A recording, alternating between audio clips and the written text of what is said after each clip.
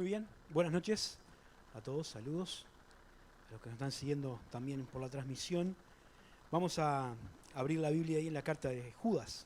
Vamos haciendo unas breves reflexiones sobre esta carta enviada por este Judas, que era el hermano del Señor Jesús y de Santiago, y que escribe a los creyentes para alentarlos a que se paren firmes en la defensa de las verdades que les habían sido enseñadas, en la defensa de la fe, como dice acá, que ese cuerpo de doctrina que habían recibido de parte de los apóstoles y de los que se le habían transmitido la enseñanza del Señor Jesús.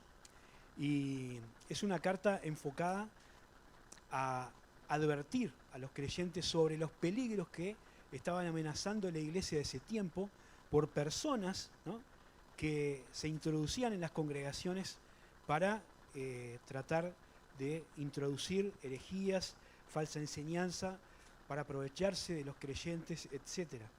Y toda esta sección que estamos considerando desde hace 2 miércoles se refiere a estas personas. Del versículo 4 hasta el 16, Judas habla acerca de los falsos maestros y las doctrinas que proponen. Y el miércoles pasado estuvimos mirando, deteniéndonos un poco en el versículo 11, donde Judas utiliza algunas ilustraciones tomadas del Antiguo Testamento para referir algunas de las características de estas personas. ¿Se acuerdan que hablamos del camino de Caín, del error de Balaam y de la contradicción o de la rebelión de Coré? Y que cada una de esas historias del Antiguo Testamento tenía muchas similitudes con lo que estas personas hacían, promoviendo una religión basada en las apariencias, moviéndose por el deseo de conseguir cosas para sí mismo, el lucro por el que Balaam fue a intentar maldecir al pueblo de Israel, y también en la rebelión contra los líderes que habían sido establecidos por Dios, como hizo Coré ahí en el libro de Éxodo, de Números, cuando ellos dijeron quién es Moisés y quién es Aarón para conducir al pueblo de Dios, y Dios los castigó erradicando toda esa familia y todas las personas que se habían levantado de una manera muy, muy trágica y muy fulminante. Pero el pasaje sigue, y yo quisiera que hoy termináramos de ver este pasaje hasta el versículo 16, porque ahí encontramos otras características que tienen estas personas que tratan de dañar la iglesia, pervirtiendo la enseñanza de la palabra de Dios. Y bueno, vamos a retomar desde el versículo 11 que citaba recién y seguir la lectura hasta el 16. Judas, capítulo 1, el único que tiene, versículo 11. Dice: «Ay de ellos, porque han seguido el camino de Caín y se lanzaron por lucro en el error de Balaam y perecieron en la contradicción de Coré. Estos son manchas en vuestros ágapes, que comiendo impúdicamente con vosotros se apacientan a sí mismos, nubes sin agua, llevadas de acá para allá por los vientos, árboles otoñales sin fruto, 2 veces muertos y desarraigados, fieras ondas del mar que espuman su propia vergüenza, estrellas errantes para las cuales está reservada eternamente la oscuridad de las tinieblas. De estos también profetizó Enoc, séptimo desde Adán, diciendo: He aquí vino el Señor con sus santas decenas de millares para hacer juicio contra todos, dejar convictos a todos los impíos de todas sus obras impías que han hecho impíamente y de todas las cosas duras que los pecadores impíos han hablado contra él. Estos son murmuradores, querellosos, que andan según sus propios deseos, cuya boca habla cosas infladas, adulando a las personas para sacar provecho». Es un pasaje duro, porque cada palabra que describe Judas es como un golpe contra estas personas, y hace uno hasta se siente un poco incómodo por la convicción o por el énfasis que pone el escritor. Pero sin embargo, como mencionamos ya anteriormente, lo hace porque él entiende la importancia de preservar la sanidad, ¿no?, o la pureza de la palabra de Dios. Porque si se pervierte la sana doctrina, se pervierte la conducta, la vida santa que los creyentes tenían que tener. Y varios autores del Nuevo Testamento también tienen muchos pasajes advirtiendo a los hermanos sobre esto. El apóstol Pablo, también en 2 Pedro, lo encontramos en Santiago, que advierten a las personas para que no se dejen engañar por aquellos que traen una doctrina que no conviene. Y acá Judas utiliza cinco figuras que están tomadas un poco de la naturaleza para hacernos ver algunas de estas características. La primera la encontramos ahí en el versículo 12. Dice, estos son manchas en vuestros ágapes. Manchas en vuestros ágapes. Algunos estudiosos del idioma griego dicen que esa palabra manchas es un término que se utilizaba en la navegación cuando había debajo de la superficie algunas rocas u obstáculos que, si bien no sobresalían del agua, eran un peligro para la navegación. Algunas versiones dicen piedras ocultas, ¿no? Porque uno va, ¿no? Aquella que están, gente que es del mar, sobre la superficie del agua uno ve todo lisito, pero a veces por abajo hay rocas o hay arrecifes o cosas que, si uno no sabe que están ahí, puede dañar la embarcación y hundirla. Y estas personas actuaban de esa manera. Ya habíamos visto al principio que entraban, dice, de manera oculta, es decir, no se revelan a sí mismos con su verdadera motivación y sus verdaderos deseos, sino que entran de una manera oculta, engañosa, ¿no? Son obstáculos o escollos escondidos. Son personas, como dice el apóstol Pablo, que tienen apariencia de piedad, pero después viven de una manera que niegan la eficacia de ella. Es decir, tienen una actitud traicionera. Pero además dice que estos son manchas en vuestros ágapes que comen impúdicamente con vosotros y se apacientan a sí mismos, ¿no? Los ágapes eran una celebración que realizaban los hermanos de la primera iglesia, los creyentes en Hechos de los Apóstoles y en el momento posterior, que era una especie de comida de amor, ¿no? El ágape era eso, era una especie de cena compartida, como ves hacemos nosotros. Cada uno traía algo para compartir, para comer, y bueno, ahí los hermanos se regocijaban en ese tiempo de comunión. En algunos casos, como pasaba en la iglesia de Corinto, después celebraban la cena del Señor. Pero Pablo, el escritor de la carta acá, Judas, dice que ese momento, que era un momento de comunión agradable, de celebración, de armonía, era utilizado para propio beneficio de las personas que lo hacían impúdicamente, es decir, sin ningún contratiempo, sin ningún problema, ¿no? Se dedicaban a llenarse o a servirse a sí mismos, dice, se pastorean o se apacientan, se sirven a sí mismos. Y Pablo, en 1 Corintios 11, señalaba lo mismo, ¿se acuerdan? Si ustedes pueden leer el pasaje en el capítulo 11, ahí Pablo critica, ¿no? Dice que está muy bien muchas de las cosas que hacen, pero ese momento, que tenía que ser un momento de bendición y de celebrar la comunión, lo aprovechaban algunos para embriagarse o para comer de más, mientras había hermanos al lado que no tenían nada y que quedaban avergonzados. Y es una idea similar a lo que pasa acá. Transformaban un momento que debería ser de bendición en algo que era reprochable y que solamente beneficiaba a aquellos que tenían para comer y los demás no podían disfrutar. Así que eran personas que estaban transformando la idea de este tiempo, ¿no? Convirtiéndolo en algo que no era tan bueno, ¿no? Una cosa buena la convertían en algo que no estaba bueno y que traía más problemas que beneficio. La segunda cosa que menciona es que eran nubes sin agua, llevadas de acá para allá por los vientos, ¿no? Y para entender un poco cómo esta figura, tenemos que tratar de situarnos en la cabeza de las personas que vivían en aquel tiempo. Porque para nosotros, cuando las nubes y la lluvia son sinónimo de mal tiempo, si está lloviendo decimos, está feo.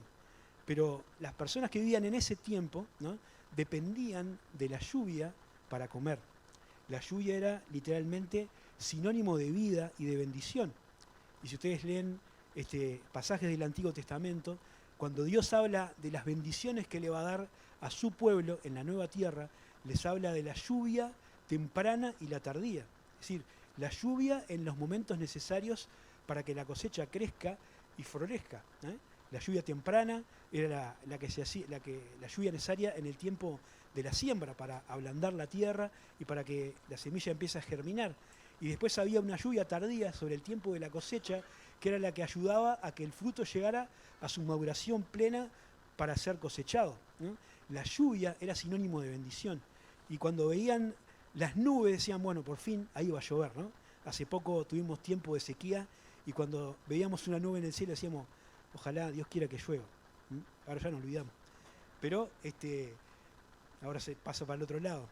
Pero la lluvia era un sinónimo de bendición. Por eso acá dice Judas que estos son nubes sin agua. Es decir, son personas que aparentan algo, una expectativa de bendición, una expectativa de algo útil, de algo bueno, de algo provechoso, pero en realidad no tienen nada que ofrecer, ¿no? No tienen nada que ofrecer.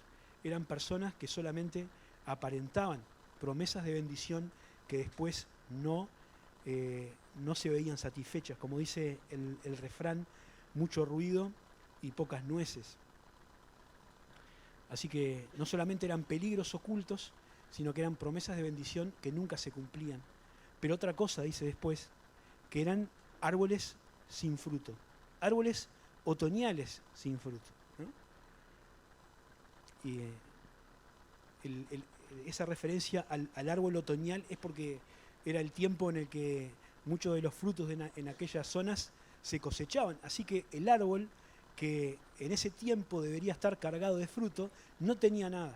Y es otra referencia a esa misma idea que estábamos mencionando después, ¿no? El fruto en la Biblia, cuando se habla de manera metafórica, tiene que ver con la exhibición de lo que el corazón tiene, ¿no? Jesús decía, por sus frutos los conoceréis. Uno no puede ver lo que una persona es internamente o lo que piensa, pero Jesús decía, si la conducta de esa persona, si los hechos, si las palabras muestran algo, bueno, el corazón seguramente siga por esa misma línea. Uno puede a veces aparentar algunas cosas, pero no se puede vivir constantemente en apariencias. Por lo tanto, el fruto revela lo que hay en el corazón. Y estos eran personas que tenían hojas, ¿no? Tenían una apariencia, pero no tenían ningún fruto, a pesar de que deberían tenerlo. Y agrega, ¿no? 2 veces muertos y desarraigados. Esa expresión 2 veces muerto es como una cosa enfática, ¿no? Es decir, un algo que está absolutamente seco. Es decir, no solamente no tenían fruto, sino que no tenía o no cabía la más mínima esperanza de que se produjera un fruto, ¿no? Un árbol no tiene fruto en determinado momento y bueno, de repente el año siguiente puede dar fruto. ¿Se acuerdan esa parábola que contó el señor de la higuera que no daba fruto? Y dijo, bueno, vamos a cavarla, vamos a abonarla, cuidarla, a ver si el año que viene da. Pero esta no tenía ya ninguna expectativa porque estaba recontra seca y desarraigada, estaba arrancada de raíz. No tenía ni contacto, ni las raíces tenían contacto con el piso, por lo tanto no daba fruto, no estaba dando fruto y nunca lo iba a dar. Son irremediablemente inútiles. Olas tempestuosas, dice después, fieras ondas del mar que espuman su propia vergüenza. Y acá también tenemos que recurrir al concepto de la tempestad que tenemos en la Biblia, ¿no? A veces, capaz que a algunos de nosotros nos gusta observar el mar en tempestad, ¿no? A veces uno puede ir a alguna playa o allá un lugar tan lindo como La Pedrera, un día de invierno, de tormenta, y ver las olas pegar contra las rocas, ¿no? Decir, qué lindo espectáculo, qué imponente la fiereza del mar. Ahora, para los que están en un barco en una tormenta, no son tan lindas las tormentas, y para los que tienen que experimentar los avatares de las olas cuando están bravas, tampoco. Y en el Antiguo Testamento, esta figura del mar embravecido tiene una relación con la conducta de los impíos, ¿no? De los que no siguen la palabra de Dios. Es como una furia irrefrenable. Hay un texto en Isaías 57:20 que dice, los malvados son como el mar en tempestad, que no puede estarse quieto y sus aguas arrojan cieno y lodo. Y esta es la idea de Judas. Son personas malvadas y las consecuencias de sus actos son negativas, ¿no? Acá dice, espuman su propia vergüenza. No es esa espumita blanca que vemos en la orilla allá de Antoniópolis, sino mugre. Cuando viene una tormenta fuerte, ¿no? Al otro día uno va a la playa y está llena de porquería, ¿no? O de juncos, o de ramas, o de basura que las olas tiran a la playa. Y esa es la idea, ¿no? La conducta de estas personas, esa actitud violenta, ¿no? A veces incontrolable, ese carácter agresivo, lo único que trae es destrucción, es mugre, es problema. Y por otro lado también está la idea de que hay un movimiento constante, ¿no? De estas personas, ¿no? Como las olas no se pueden estar quietas, dice acá, pero no es una actividad productiva, es un activismo, un movimiento, un ir y venir, pero que en realidad no tiene un sustrato del corazón que realmente lo avale. Es decir, son personas que sí están haciendo cosas, pero las cosas que hacen no las hacen por la motivación correcta y tampoco traen cosas buenas. Son personas impulsivas y personas violentas. Otra cosa más, la quinta, dice, son estrellas errantes para las cuales está reservada eternamente la oscuridad de las tinieblas. Y es esta expresión, estrellas errantes, probablemente se pueda referir a lo que nosotros llamamos una estrella fugaz, ¿no? Un meteorito, algún pedazo de cuerpo celeste, dice el diccionario, un hielo, algo que anda ahí en el espacio, entra en la atmósfera terrestre y por la fricción con el aire y todas esas cosas que estudiamos en el liceo, se quema y uno puede ver una estela brillante que pasa por el cielo, ¿no? Y decimos una estrella fugaz. Bueno, así describe Judas a este tipo de personas. Son como un resplandor, un brillo, fuego artificial, podríamos decir, para tener una imagen más patente, ¿no? Que de repente por un momento alumbra, asombra, ¿no? Y quedamos todos ahí impactados, pero que después desaparece y vuelve la completa oscuridad. Así que tiene la idea de una cosa que es breve, de una cosa que va a desaparecer y de la condenación que les espera. La oscuridad tiene que ver con la condenación. Dice, para ellos está reservado eternamente la oscuridad de las tinieblas. No son hijos de Dios. Por más de que aparentan serlo, por más de que intentan introducirse en la iglesia, por más de que quieren estar entre los creyentes, no son salvos, no son hijos de Dios. Y Judas se encarga de dejarlo claro en varias oportunidades, por un montón de sus actitudes. Ellos no tienen realmente un conocimiento del Dios Santo, no son dignos de confianza, no sirven como personas que puedan guiar a otros. En el tiempo en que se escribe esta carta, las estrellas eran fundamentales para la navegación. No había instrumentos como hay ahora, de manera que la gente para orientarse en las noches tenía las estrellas, pero una estrella fugaz ni siquiera sirve para eso. Así que eran personas que no eran dignas de confianza y que aparte iban a tener un breve lapso de aparición y después iban a desaparecer en la condenación.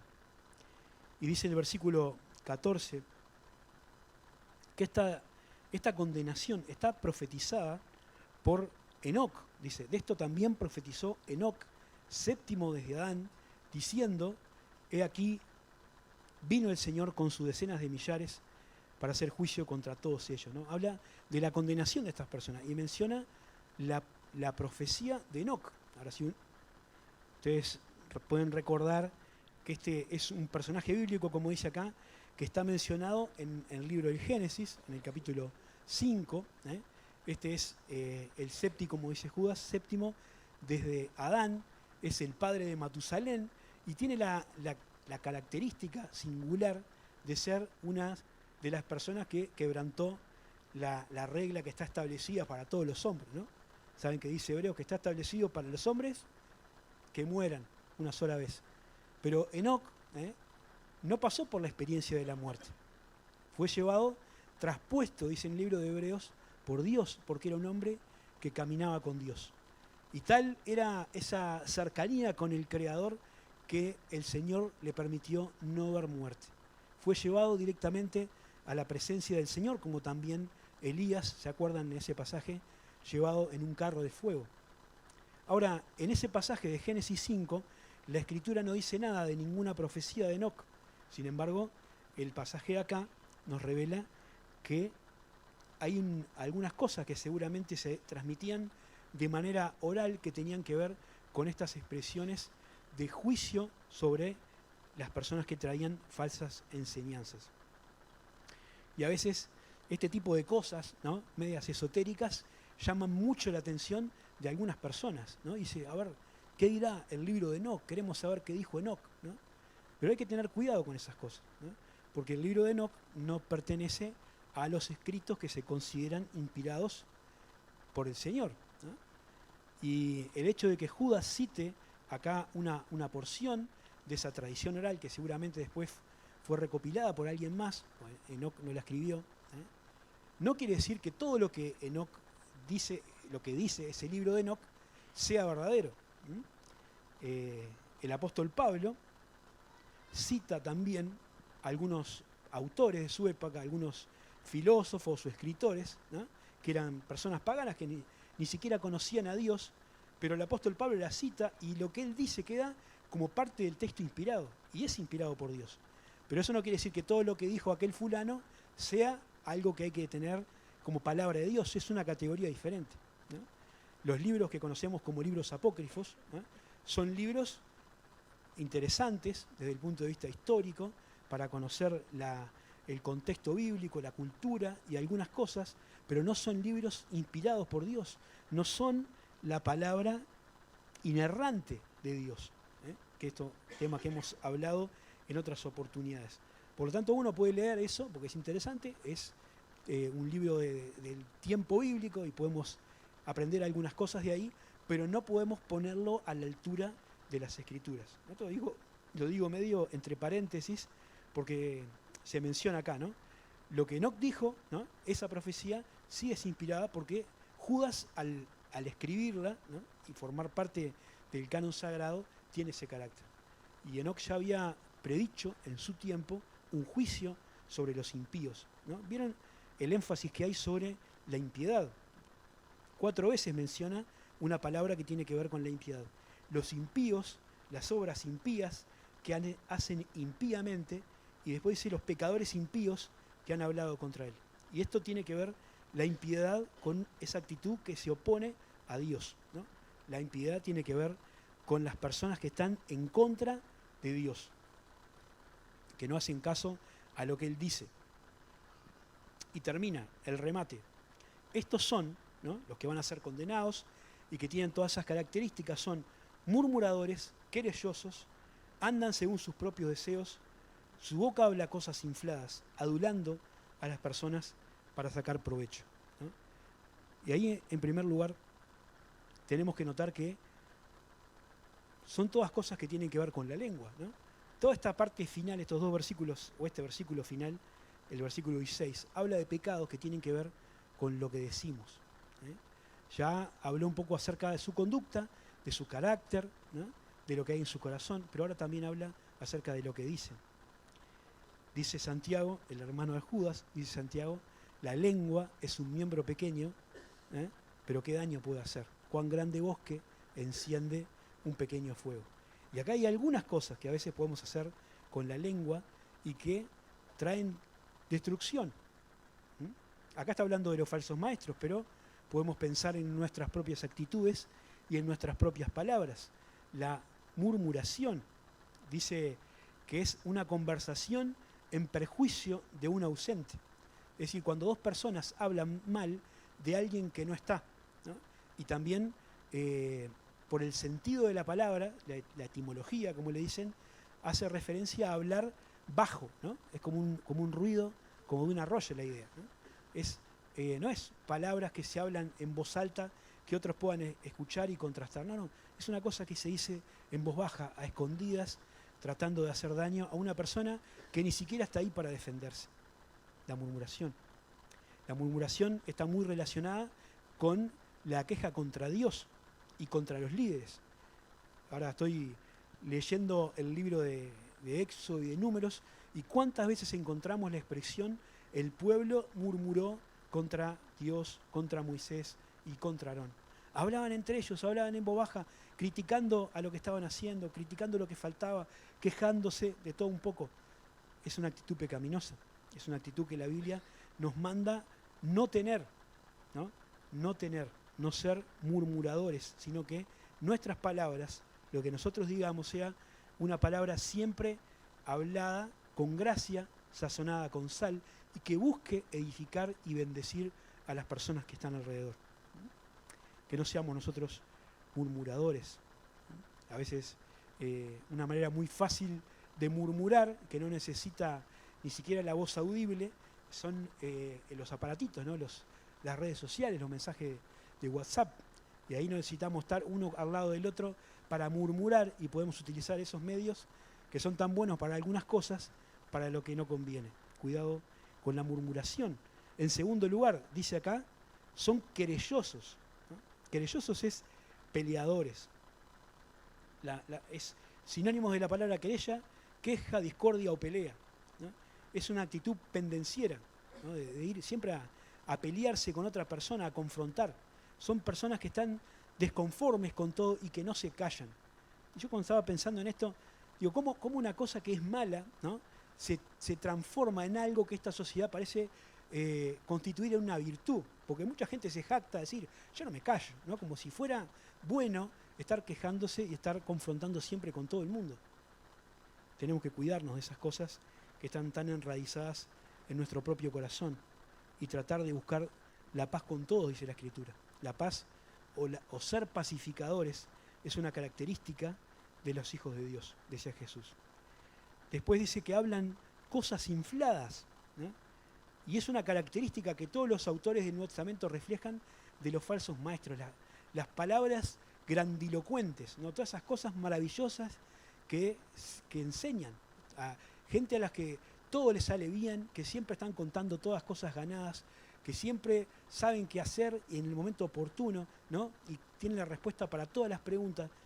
Dice, hablan de lo que no saben, hablan fábulas de viejas, genealogías, y hay otras expresiones ahí en las cartas de Tito y de Timoteo, también de Pedro, ¿no? que un poco van como perfilando qué tipo de conversación no conviene, ¿no? Cosas que traen discusiones, cosas que traen contiendas, que hacen que la gente se pelee por cosas que en realidad no tienen un significado o una importancia real, pero que traen divisiones en medio de la congregación. Traen contienda o a veces traen complacencia, porque otra característica de los falsos maestros es la capacidad de acomodar su enseñanza a lo que las personas quieren escuchar. Y Pablo decía que en los postreros tiempos iban a venir personas que iban a hablar lo que la gente quiere escuchar, para no incomodarlas, para no se sientan perturbadas por el mensaje del Evangelio o por la palabra de Dios, que sigan viniendo, sigan escuchando y sigan dando. Son actitudes que tienen los falsos maestros. Y, por último, son aduladores. Es decir, son personas que utilizan la lisonja para manipular a las personas, ¿no? Una cosa es el elogio, ¿no? El elogio es el reconocimiento de una cosa bien hecha. Alguien hace algo, lo que sea, una prédica, una canción, una comida, lo que sea, dicen, qué bueno que te quedó, qué bien que lo hiciste, un elogio. Una cosa es eso, ¿no? Creo que está bueno reconocer lo que otros hacen bien. La adulación es diferente. El elogio busca bendecir a la persona que recibe el comentario. La adulación es egoísta, porque busca el beneficio personal. Es decir, yo estoy diciéndole a una persona algo que en lo que no creo, le estoy pasando la mano por el lomo, porque en realidad quiero obtener algo de ella, quiero obtener una lealtad o quiero obtener algún beneficio para mí mismo. Y los falsos maestros utilizaban la adulación como forma de que las personas los siguieran a ellos, ¿no? Y hay casos ahí también en la historia bíblica que hablan de ese tipo de actitudes. Ahora, yo quiero ya terminar, pero dos cosas quiero decir. Primero tenemos que cuidarnos, como decíamos el miércoles pasado, de estas personas, ¿no? Que se infiltraban en las congregaciones para vivir de arriba, ¿no? Para destruir la fe de los creyentes, adulterar la enseñanza, pervertir la comunión fraternal y también para despojar a las personas de sus riquezas o de sus bienes a través de ese tipo de cosas que ellos mangueaban a los creyentes. Y lamentablemente este tipo de cosas también existen en nuestro tiempo, ¿no? En el mundo que a veces llamamos el mundo cristiano. Personas que usan la piedad, como dice la Escritura, como fuente de ganancia y de las cuales tenemos que cuidarnos. En aquel tiempo, los escritores de la Biblia llaman a los pastores para que estén atentos a eso, ¿no? El apóstol Pablo se lo dice a los ancianos de Éfeso, que se cuidaran de los que iban a venir, ¿no? Como ovejas, pero eran lobos disfrazados, ¿no? Este tipo de mensajes como tiene Judas, como tiene Pedro, como Pablo le escribe a Tito y a Timoteo, que se cuiden de las personas que entran así en la iglesia, que les tapen la boca si es necesario, ¿sí? Para que no perjudiquen a las personas. En nuestro tiempo también tenemos que hacer ese trabajo, pero también tenemos que reconocer que hay otros elementos que no existían en aquel tiempo y que ahora permiten que esta infiltración, que antes tenía que ser presencial, pueda ser mucho más silenciosa. Porque ahora los falsos maestros se pueden meter en nuestros hogares a través de un video de internet, de algún libro, o de alguna otra cosa que llega a nuestras manos y que uno puede escuchar sin saber realmente que lo que dice y lo que enseña es algo que daña la iglesia, que daña el corazón y que nos puede desviar de la palabra de Dios. Por eso tenemos que tener cuidado, tenemos que estar atentos, tenemos que conocer la Biblia para poder discernir el error, y si tenemos dudas, está bueno preguntar a algún hermano más maduro en la fe para que nos recomiende buenos autores de libros, buenos predicadores para escuchar y tener cuidado porque, como dice el dicho, en la viña del Señor hay de todo, ¿no? Así que está bueno que seamos prudentes con esas cosas. Y quiero leer un versículo para terminar. Les pido ir a 1 Tesalonicenses, porque como es todo esto medio bajón, así, ¿no? De tantas cosas negativas, de un panorama tan devastador que pinta Judas de este tipo de personas, me gustaría terminar leyendo el testimonio de la conducta y la actitud de un auténtico siervo del Señor, ¿eh? De un hombre que no era un falso maestro, que no era alguien que estaba preocupado por agradar a las personas para obtener una ganancia de ellos, que le dieran cosas a él, sino alguien que realmente de corazón se ofrecía o se daba por el Señor y por los hermanos. Y es el testimonio del apóstol Pablo. Y les invito a leer ahí en 1 Tesalonicenses capítulo 2. Esto no lo vamos a comentar, solo leerlo y quedarnos con esto en vez de con lo otro. Dice Pablo en el capítulo 2, porque vosotros mismos sabéis, hermanos, que nuestra visita a vosotros no resultó vana. Pues habiendo antes padecido y sido ultrajados en Filipos, como sabéis, tuvimos de nuevo en nuestro Dios para anunciaros el Evangelio de Dios en medio de gran oposición.